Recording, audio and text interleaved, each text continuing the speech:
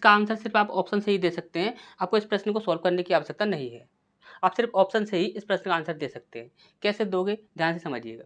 जैसे कि यहाँ पर बोला गया एक, यहाँ पर देखिए एक व्यक्ति है ये, ठीक। तो एक व्यक्ति ने स्टीमर से 120 किलोमीटर, रेलगाड़ी से 450 किलोमीटर और घोड़े से 60 किलोमीटर की यात्रा की। इसमें 13 घंटे 30 मिनट का समय लगा। यदि रेलगाड़ी की चाल घोड़े की 3 गुनी है और स्टीमर से 1.5 गुनी है तो रेलगाड़ी की चाल क्या होगी, ये हमसे यहाँ पर पूछा गया है। जब कभी भी इस प्रकार से रेशियो की बात की जाए तो आपसे किसके लिए पूछा जा रहा है, तो आपसे रेलगाड़ी के लिए पूछा जा रहा है। यदि रेलगाड़ी के लिए पूछा जा रहा है तो रेलगाड़ी के लिए आपने बोला क्या जा रहा है, ये चीज़ आप देख लीजिए। बस यहाँ पर बोला जा रहा है यदि रेलगाड़ी की चाल घोड़े से 3 गुनी है, हमने बोला 3 गुनी है तो आप 3 से डिवाइड करके देख लो, जो भी आपका आंसर होगा भाई आपका 100% 3 से डिवाइड हो रहा होगा। हमने बोला 3 से देखें तो यहाँ पे ये संख्या 3 से डिवाइड होगी नहीं।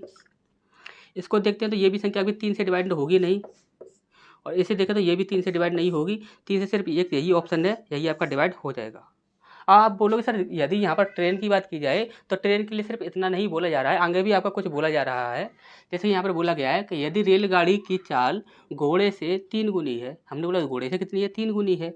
हमने बोला स्टीमर से 1.5 गुनी है, तो आप बोले सर स्टीमर से भी तो दिया गया है यहाँ पर जो रेलगाड़ी के लिए बोला गया है तो स्टीमर से भी बोला गया है। तो स्टीमर से बोला गया तो कितना बोला गया है, 1.5 यानी कि आप देख लीजिए 15 से कौन सी संख्या डिवाइड हो रही है, तो 15 से भी ये संख्या डिवाइड नहीं होगी, ये भी नहीं होगी, ये भी नहीं होगी, और 15 से भी ये आपकी यही संख्या डिवाइड होगी।